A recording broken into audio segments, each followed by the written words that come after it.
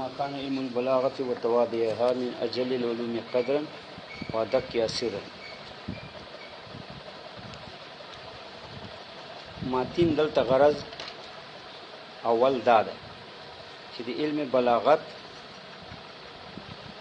چې دې چې دوه فنه دي، یو معانی یو بیان. معانی هغه علم ته وایي چې داسې مسائل بیانوي، داسې امور بیانوي چې تا هغه مسایلو اعتبار وکړي، امورو اعتبار خپل کلام چې بیا تا کلام مطابق ګرځي مقتضی الحال سره، څرنګه چې حال د مقام تقاضای هغې سره بیا دا مطابق بیا دې ته کلام بلیغ وایي. بیان یې علم ته وایي چې دغه بلاغ دا مطابقت ته کلام مقتضی الحال سره دې سره سره نور امور بیانوي چې هغه نور امور هغه دقایق دي، لطائف تی علم عربیت تی، لکه حقیقت، مجاز، استعارات، تشبیه، دا شین بیانوي. نو مقصد د ماتین چې د علم بلاغت چې د کې دوه فنه دي، یو علم معنی ده یو بیان ده. دغه وجه د ترجیح وایي چې هر کله هغه علوم خو ډېر وو، نو مصنف تلخیص والا تا تخصیص ولې وکړه د علم بلاغت چې علم معنی بیان ده، چې دا په قسم ثالث ته سکاکی کې یوه حصه ده. دې تخصیص ته ولې وکړه؟ سره دې چې علوم خو ډېر دي، بیا دا خو علوم عالیه ونه ده، اعلی ده، مقصد خو نه ده که نه.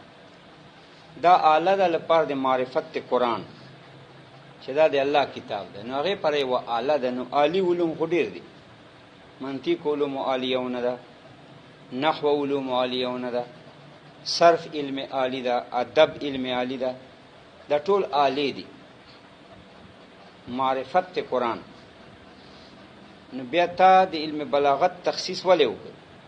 په قسم ثالث ته سکاکی چې دغه تخصیص ته ولې وکړ چې ته خاصتا د خپل کتاب تلخیص دې تعلق علم بلاغت یې سره وایي په قسم ثالث ته سکاکی چې دا جواب کوي.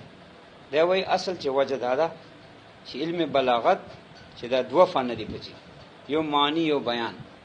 معنی هغه امور بیانوي، هغه اسباب بیانوي د عربیت چې هغو اسبابو سره چې ته کلام چې معتبر کې بیا د تا کلام مطابق مقتضی الحال سره چې کوم حال مقام تقاضا کوي د کوم کلام هغې سره مطابق چې دې ته بلاغت وایي. بیان چې هم دا شیان معتبري چې کوم معنی چې معتبري، خو ورسره نور امور بیانوي، باریکات دی علم عربیت چې هغه مثلا حقیقت ته، کنایه ده، مجاز ده، تشبیه ده، استعاره ده، چې دې سره کلام چې لطف پیدا کړي. دا دوه فنو تخصیص ته ولې وکړي؟ نو دا جواب کې وایي، دی وایي دا ټیک ده چې قسم ثالث ته څخه کې نور ډېر علوم وو، او دا هم صحیح ده چې علم بلاغت علم عالی و، یعنې دا اعلی و لپاره د معرفت ته قرآن پاک. ای علوم عالی نور ډېر دي چې لغت ته، نحو ده، صرف ته، منطق ته، دا هم علوم عالی دي، اعلی دي، معرفت ته غیر پاره. خو دې تخصیص مې ځکه وکړ چې دا د غټو علومو ډلې نه یو فرد و په اعتبار د مرتبې سره. کوم غټ علوم دي چې مرتبه یې لوړه ده، لکه علم تفسیر، ځکه قرآن موضوع ده، علم کلام د الله ذات صفات موضوع دي، علم منطق، دا غټ فقه، اصول فقه، دا ټول مقاصد دي کنه. نو دا لوی علوم یوه ډله ده، په دغه ډلې کې یو دای داخل و، د لوی علومو ډلې کې یو دای داخل و په اعتبار د مرتبې سره. یوه بل دا ده چې یوه د علومو ډله ده، باریکه ډله ده، باریک علوم دي، لکه تفسیر، منطق، علم کلام، اصول فقه، دا خو باریک علوم دي. په دې باریکو علومو کې بیا دا ډېر باریک و په اعتبار د راز سره، راز ډیر باریک. څرنګه راز باریکو ځکه د عربیت باریکاتو ته رسیدي. د علم عربیت چې کوم باریکات دي زورې خبرې هغه ته په د علم بلاغت سره رسایي کوي. نو دا نور علومونه باریک څه په اعتبار د راز ځکه چې د عربیت باریکات سره معلومي. دی وجنا ما د دې علم تخصیص وکړ. دا جواب څه نو دا داسې وایي فلما کان علم البلاغت هر کله چې علم بلاغت چاته وایي چې کلام کې داسې امور معتبر کې اسباب معتبر کې چې تا کلام مقتضی الحال سره مطابق. نور تفصیل راځي اوس هغه نه یو فردی تاول کلام مقتضی الحال سره مطابق چې مقام تقاضا. دا د دوه علم دي، یو علم معنی یو علم بیان. دا توابع البلاغت څه ده؟ یو علم توابع دي. هغه د بلاغت توابع دي. هغه په بلاغت کې حسن پیدا کوي، بلاغت کې حسن زائده پیدا کوي. اصل بلاغت نه خارجي. نو حسن زائده هم اصل ته سره میلان پیدا کوي. چې زائد حسنی هغه سره اصل شي ته سړي میلان پیدا کوي چې دا اصل بلاغت. اوس دا دوه علم چې دي ورسره علم بلاغت دا توابع دا من جلیل علوم دا لوی علوم ډلې نه یو فرد و. څنګه لوی علوم نه یو فرد و؟ مرتبه داسې و لکه نور علوم کومه مرتبه ده د غټو علوم هغه سي مرتبه ده. مرتبه له سره ده لوی علوم ډلې نه یو فرد. اوس لکه مرتبه څنګه لوی ده؟ مرتبه داسې لوی ده چې دا قران پاک کې چې کوم د معجزې کومې طریقې د بلاغت دي چې هغه سره دا معلومیږي چې دا قران معجزه ده. چې کوم د بلاغت طریقې اقسام دي اعلی چې هغه سره مستدا پته لګي چې دا قران معجزه ده، دا مخلوق طاقت نه بار ده. دا په دې علم سره معلومیږي. نو چې په دې علم دا معلومه سوا چې دا لویه مرتبه ده. دا هډه غټه چیږي مرتبه ولا د قران معجزه والا ور سره معلومیږي چې دا قران معجزه ده، دا د الله کتاب. دا څومره قیمتي خبره ده ځکه دا مرتبه لوړه. اب باریک علوم نه دا یو فرد ده، زور علوم چې دي هغه نه دا یو فرد ده. څنګه یو فرد ده؟ داسې چې دغه علم سره یا عربیت باریکات پیژندل شي نو دا زور علومونه شي. نور علوم ډېر دي زور خدام یو زور علم ده ځکه دې سره د عربیت کامل عربیت باریکات ور سره پیژندل شي چې هغه عربیت باندې به څه داغ نه دی اعتراض دا په دې علم پیژندل شي. معلومه څه چې دا باریک علومونه ده ځکه مې دې تخصیص وکړ. وګوره فلما کان علم البلاغت والمعنی والبیان. علم بلاغت دا معنی بیان ده. دا توابع چې دي دا بلاغت کې نه دي داخل. دا په بلاغت باندې حسن زائده ده.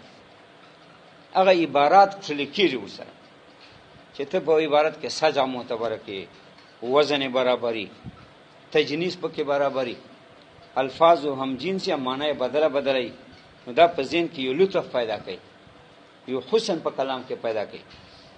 او اصل بلاغت معنی بیان و علم توابعها. دا دفعه د سوال کې چې لکه د بلاغت توابع خو نسته اته وی علم البلاغت و توابعها. هر کله چې علم بلاغت التوابع البلاغت نو د بلاغت توابع خو سره ستانه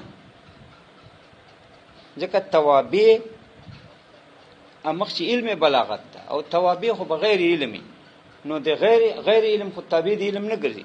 دا وی دلته عبارت په حذف مضاف سره ده. مراد ته نه ده علم توابعها، علم د توابع البلاغت.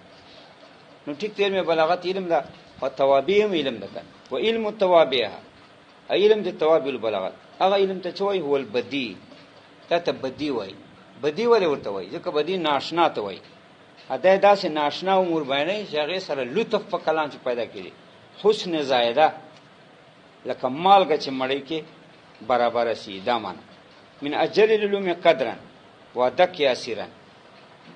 دای علت وای دا علت اول سره لګي علم البلاغت سره، دا توابع دې سره دا نه لګي، مگر تابع د شی په حکم د مطبوع شي. علت اصل چې د علم بلاغت بیانې چې لکه دا علم بلاغت چې د من اجل العلوم دا بعضې و د اجل ډلې د علومونه، داس ترجمه وکړي. اجل ډله چې دا غټه ډله هغو نه دا بعضې و، لاندې نکته ورته لیکي من تبعیضي.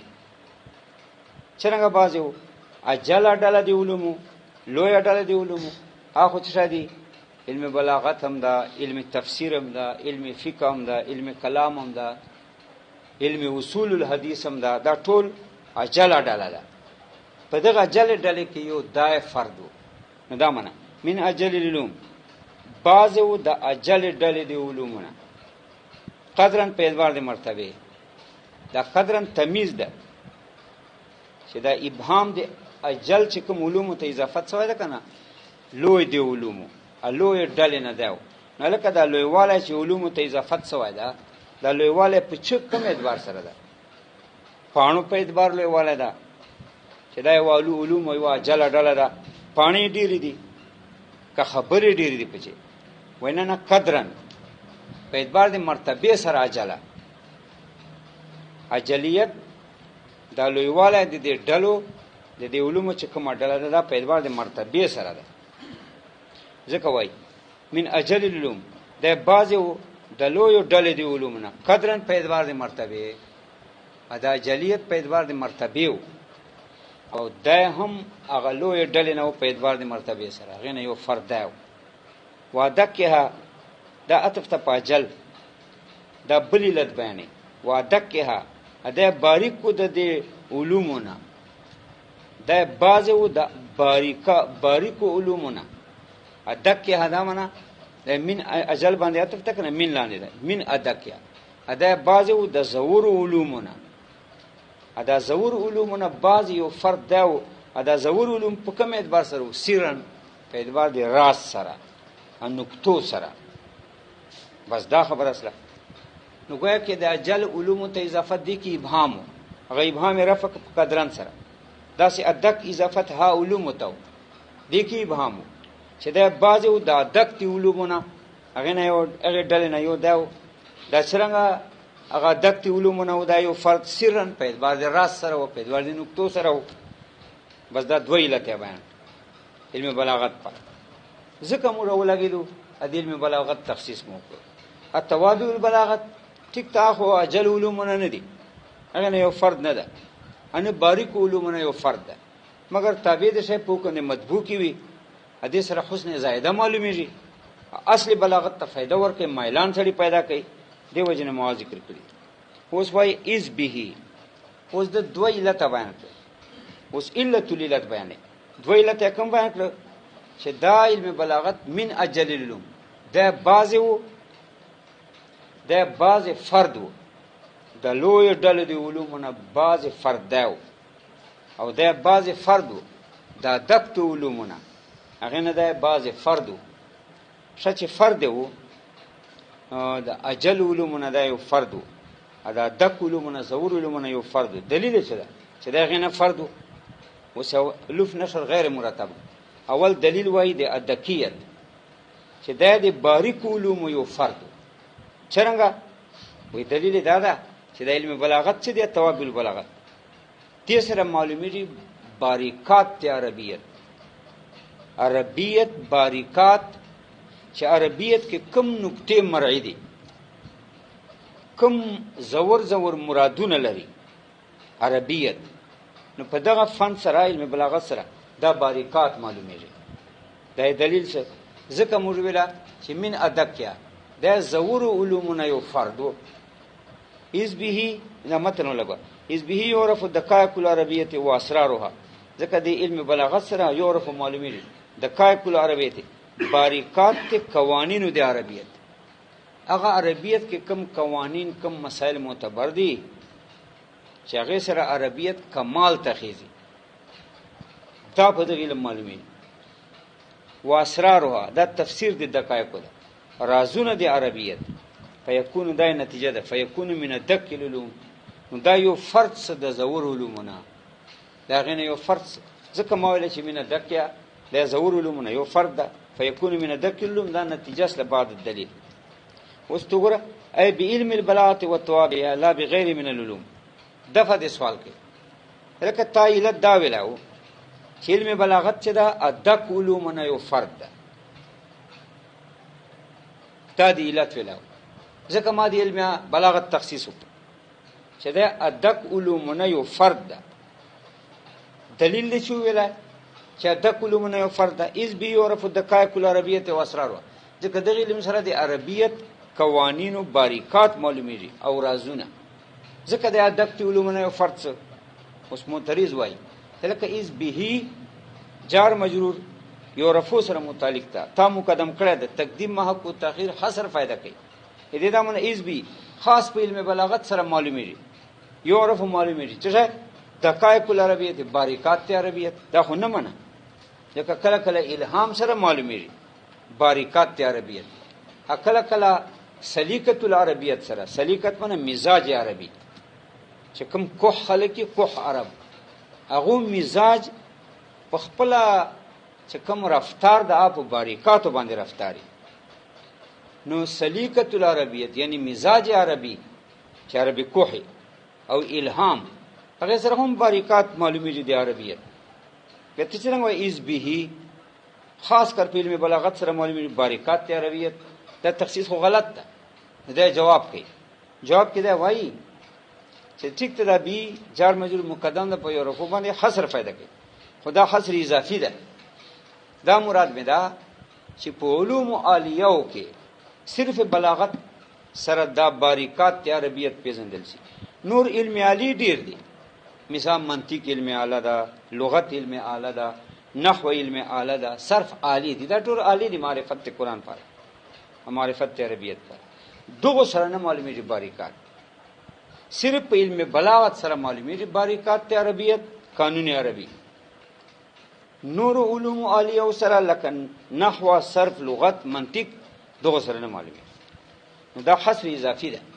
ټیک ته اوس که الهام سره معلومیږي ده هغه نه زه احتراز نکوم اخی علم علی نه ده کنه دا رنګه که سلیقت العربیت سره چې مزاج عربی ده د عربی کو حکم مزاج ده هغه سره باریکات معلومیږي خو علم نه ده کنه هغه غیر علم ده ازدا حصر په بس علم ته وایي یعنی خالی علم بلاغت سره دا معلومیږي نور علوم سره نه معلومیږي چې کوم نور علوم علی دي ای به علم البلاغت او توابعها د بي ترجمه کوي خاص کر په دې علم بلاغت توابع سره دا ضمیر علم بلاغت تراجه ده دا توابع دا خو چون کې تابع دي نو تابع په کوم د مطبوع کې ځکه دا ضمیر مفرد او تراجه ورنه دا تسنیه پکار لا بغیر من العلوم دې ته اشاره کوي چې دا حصر اضافي ده نه په نور د عرب علم بلاغت سره نور څوک دي من العلوم چې علمونه دي کلغت و نحو و صرف یا منطق یعرف دقائق العربیه دې سره معلومیږي باریکات قانون عربی و اسرار و دا تفسیر ده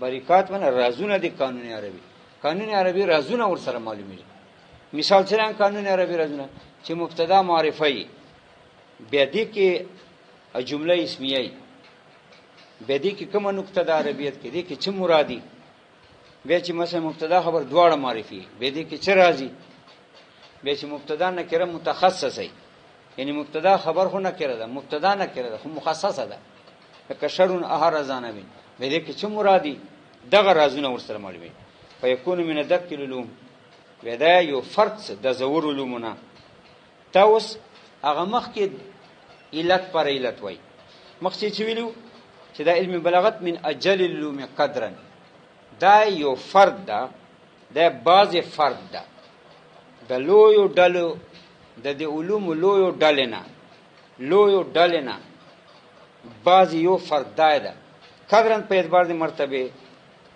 چې کوم علوم ډله ده چې مرتبه یې اوچته ده هغه نه بعض ده شو سوال پیدا شي چې څنګه د اجل علوم نه یو فرد ده چې کوم لوی علوم ډله ده په اعتبار د مرتبه یې لوړه ده هغه نه یو فرد ده دا څنګه فرد ده دا ګوره دلیل وایي ويكشف عن وجوه الاعجاز في نظم القران استاروا دا مرتبه دلیل وایي چې دا اجل علومنا یعنی هغه علوم چې لوی ډلې وال علوم دي هغه نه بعض ده الکه څنګه بعض ده وی ګوره قرآن معجزه ده که نه؟ وی دا معجزه ولې ده؟ ځکه دې کې د بلاغت کومې لارې دي اعلی مقام ته رسېدلي دي چې هم طاقت بشري نه بار دي، بشر داسې بلاغت نشي ویلی. دغه قرآن چې معجزه ده ځکه د بلاغت کومې طریقې دلته ذکر دي، دا د بلاغت اعلی مقام ده. دغه بلاغت طریقونه د تعبیر کې په وجوه الاعجاز سره هغه طریقې د معجزې د قرآن څه شي دي؟ هغه طریقې مختلف انواع د بلاغت دي چې د بلاغت مختلف لارې په قرآن چې دي، دا د بلاغت لارې دا د معجزې طریقې دي. نو په دغه علم سره دا وجوه الاعجاز کومې طریقې د معجزې چې قرآن کې ذکر دي چې هغه طریقې د بلاغت دي، په دغه علم دا پیژندلی شي چې دا طریقه د بلاغت دا د معجزې طریقه ده، دا د معجزې طریقه ده، دې باندې بشر نه ده قادر، دا د معجزې طریقې ده. او دا طریقې د معجزې چیرته دي؟ حال کونه کائنات فی نظم الاستار فی نظم القرآن، په دې حال کې چې دا موجود دي د قرآن په عبارت کې. نو په دا سره دا د معجزې طریقې ته معلومه ولای شي د علم سره، ځکه نتیجه دراله فیکون من جل العلوم، دا هغه لوی علوم ډله چې دا هغې نه یو فرد دایم سره. ځکه وایي ویکشف عن وجوه الاعجاز فی نظم القرآن استارها، دا به یکشفو، هغه به لاندې ده، خاص کر په دغه علم سره یکشفو خلاصیږي کولاویږي عن وجوه الاعجاز د طریقو مختلفو د معجزونه چې هغه طریقې د بلاغت دي په اعلی مقام چې هغې نه طاقت بشري او طاقت مخلوق عاجز ده. حال کونه فی نظم القرآن، په دې حال کې چې دا طرق د معجزې چې دي چې هغه طریقې د بلاغت دي دا کائن دي په الفاظو د قرآن مبارک استارها. نو په دغه علم سره خلاصیږي استارها پردې دي وجوه الاعجاز، دا کومې طریقې د معجزې دي چې طریقې د بلاغت دي مختلفې طریقې، هغه نه چې په هغه باندې کومه پرده پرته ده په دغه علم سره خلاص شي. ای به یعرف ان القرآن معجز، دا نتیجه سره یعنی په دې علم سره معلومیږي چې قرآن پاک معجزه ده. څنګه معجزه ده؟ معجز عاجزون کړه لکونی فی اعلی مراتب البلاغت، دا تفسیر دی وجوه ده، ځکه دا په اعلی مرتبو د بلاغت کې ده، په اعلی طریقو د بلاغت کې ده، ځکه دا معجزه ده. ای به یعرف په دې علم سره معلومیږي چې قرآن معجزه ده لکونی فی اعلی مراتب البلاغت، ځکه دا قرآن چې ده دا په اعلی مرتبو د بلاغت کې ده، دا طریقې د اعجاز لاحتمال علی الدقائق والاسرار، ځکه دا قرآن مشتمل په باریکاتو د عربیت او پر رازونو د عربیت الخارجه عن توق البشر، چې دا بار دي طاقت بشری نه، طاقت بشری دی باندې قادر نه ده. وهذا وسیله، اوس دغه د سوال کوي چې دا به مت حواله ده چې د قرآن چې کومې وجوه الاعجاز کومې طریقې د معجزې د ذکر دي چې طریقې د بلاغت دي چې دې سره دا د معجزې طریقې دي، یعنی دې سره دا معلومیږي چې قرآن معجزه ده، دا طاقت بشری نه بار دي، چا باندې په دې باندې قدرت نشته. نو دا اوس څه ده چې وسله چې دې سره وجوه الاعجاز واضح سله د معجزې چې کومې طریقې د بلاغت دي او سره معلومه سله. نو څه فائدہ سله؟ وای دا فائدہ ده چې دا وسیله د تصدیق ته په نبوت نبی محمد رسول الله صلی الله علیه و وسلم، هغه ته تصدیق باندې وسیله ده کنه. لکه چې تا معلومه کړه چې قرآن معجزه ده، اوس خپل پوښتنه چې معجزه چې د چا په لاس څرګندې اته نبی حق وای، محمد رسول الله صلی الله علیه و وسلم نبی امین نبی حق، بس دا چې هغه نبی حق ته ومني نو خیر الدنیا والآخرت جمع کړ، دنیا خیرات تیم جمع کړ، آخرت خیرات ته جمع ځکه وای. وهذا وسیله د معرفت اعجاز القرآن، دا وسیله ده الی تصدیق النبی صلی الله علیه و وسلم، تصدیق ته په نبوت حضور مبارک، او وسیله چې نبی علیہ السلام باندې تصدیق راړه، دا وسیله ده الی الفوز بجميع سعادت، ګټه تا وګټل جميع سعادت ټول بختونه، فیکون من اجل العلوم، دا نتیجه سره. نو دا فرد د لوی ډله دی علومونه لکون معلومی وغایتی من اجل المعلومات والغایات. اوس وای بیا علت وای، الان کې علت خو معلوم سي چې دا وسیله سره تصدیق ته په نبوت نبی صلی الله علیه و وسلم، نو خیرات ته اخرت دنیا دی جمع کړ نو ځکه د اجل دی علومونه خو بیا هم ورسره علت قریب ذکر کوي بیا غزاړه علت اعاده کوي په بل عنوان ذکر کوي پهله کولی وجول اجل علومنا اجل ډلې د علومنا دا ولې څه وایي ګوره اجل علوم ډلې هغه ته وایي چې چا معلومات اجلی هدي چا اغراض اجلی معلومات منه مسائل هدي د مسائل اجل سره کنه د مسائل څه سره قرآن معجزه د مسائل نو علم اجل علوم هغه ته وایي چې مسلې اجلی ادي د مسلې اجل دي ځکه د معلومات مسائل چې دي هغه دادي چې قرآن معجزه ده د معلومات دي د مسائل دي چې قرآن معجزه سره د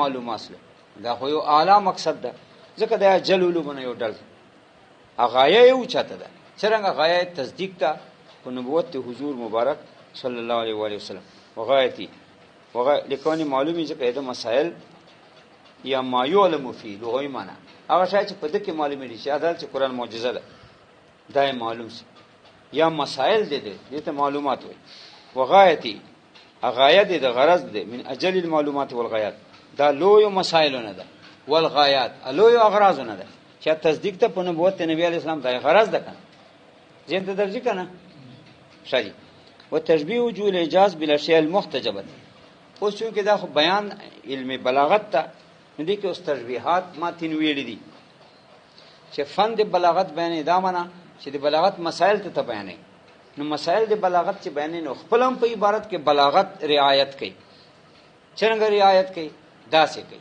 چې دا وایي چې الکدل ته وجوه الاعجاز ویل دي فی نظم القرآن استارها دلته کلام ماتین په تشبیه مبني کړل دلته رعایت کړل د علم بیان په دې عبارت کې د علم بیان بعض مباحثونه حقیقت ته بعض نه کنایه ده بعض نه مجاز ده بعض نه تشبیه ده تشبیه کله تشبیه لغوي وي کله تشبیه اصطلاحي وي تشبیه لغوي من باب الحقیقت ته ځکه طرفین دواړه ذکر مشابه مشابه التشبیه اصطلاحي من باب المجاز ځکه چې ذکر د مشابه وي مراد به مشابه وي مجاز یا به ذکر د مشابه وي مراد به مشابه وي بیا مجاز ایو تشبیه لغوي ده تشبیه لغوي خدای چې مشابه مشابه دواړه ذکر مشابه خپل معنی مشابه خپل معنی دا خو حقیقت څه به چې خپل معنی مراد یې څه شي خو حقیقت کنه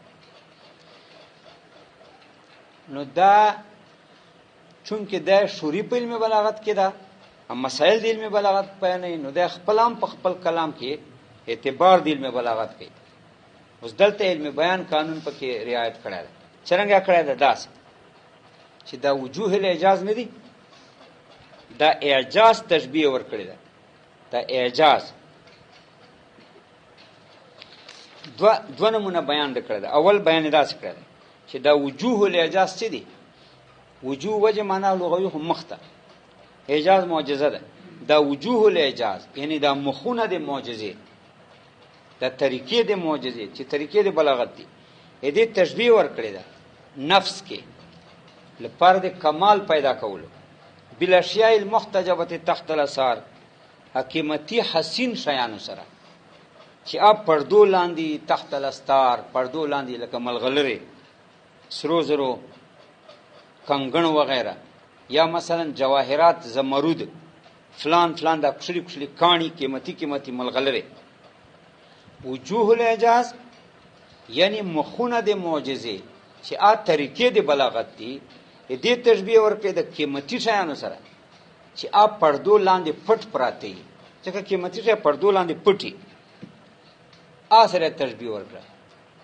د تشبیه مقصد څه ادعا د کمال او دا به خامخا ته زړه کې کېده تشبیه ځکه تشبیه صفاتو د قلب نه ده خلې نه ده خلو عبارت وای زیدون کلا ساده عبارت به ویله دغه او تشبیه نشته تشبیه خدا ده چې ته یو شاید بل فرد ګرځي ا دې یو صفات په دکې معتبره دي مشابهي ول ځکه دا دې یو فرد کې مقصد دی دای چې مشابهي کې کم کمالات دي کنه ا دکې پراته دي د مشابه کې لہذا دا مشابه د مشابهي یو فرد دایما پزړه کې کمال پکې پیدا کړي نو تشبیه همیشه د زړه صفت ده ا د خلی صفت نه ده خلو عبارت وایي کې تشبیه چیرته ده تشبیه مقصد چې مبالغه کمال پیدا کول په چش کې کمال پیدا کول په دې مشبہ کې چې دا د مشببی افرادونه ده، حکم کمالات صفات په مشببی کې دا په مشبہ کې دي. لہذا دا مشبہ دی مشببی چا نسل افراد نسل چې فرد دی وګرځاو خو کمال دی پکې پیدا کړ. انسان د زید اته افراد دی اسد نه وګرځي نو خود کې د کمال پیدا کړ. اې د په سړیتوب کې کمال رااله، په شجاعت کې کمال رااله. دغه پر تشبیه سره اول زړه کې کوي پټه، چې ته وایي تشبیه مزمرتن فی النفس، چې دا پټه په زړه کې ده.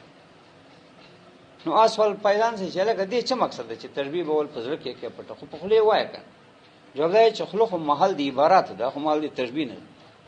تشبیه کې دا کسی چې ته به یو شی بل سره مشابه کې یو صفات په دغه معتبره به ته ادعا کې چې دا د فرد ده، ادعا کې فرد ده، حقيقي فرد خو یې نه، خو تا دا وبدای چې زید فرد اسد اوس په کمال پکې پیدا شي. نو دا دغه څه وایي چې وجوه الاعجاز د اعجاز مخانونه مراد طریقې د بلاغت دي، چې اعلی طریقې د بلاغت دي چې کلام معجزه ور سره جوړي، چې طاقت مخلوق نه باري. نو امخونه د معجزه هغه تشبیه ورکړه په قیمت کې، په حسن کې، اشیاء سره چې تحت الحجب پردو لاندې اسره تشبیه ورکړه. په چش کې د ورکړه په قیمت کې، په صفائی کې، په کمال کې. نو دا چې په دې کې د تشبیه ورکړه په کمال کې، په صفت کې، نو تا دا وجوه الاعجاز څه دي؟ دا د هغه اشیاء محتجب چې دي، چې ملغلرې دي، کانی دي، زمرد کانی دي، سره زر دي، هغه نه دا یو فرد دی ادعای کته. تا په ادعا کې دا غینه چې یو فرد څه د چا فرد څه؟ دا وجوه الاعجاز څه دي؟ دا مخونه د معجزې، دا د هغه اشیاء محتجبو چې قیمتي کانی مغی لولوی ملغلری زمرودی هغه نه یو فرد ادعای څه کنه، ځکه هغه صفای ته په دې کې معتبر کړه، هغه کمالات ته په دې کې معتبر کړه چې لولو کې کم کمالات بلچا کې نه. درنګ هغه داسې وجوه الاعجاز کې کم کمالات دي دا بلچا کې نه ست. بیا دې ذکر دې مشبہ کو چې وجوه الاعجاز مراد دې هم دغه مشبہ ده چې وجوه الاعجاز خو کانه من افراد المشبہ بی گویا کې دا د اشیاء محتجبه او یو فرد ادعای ده.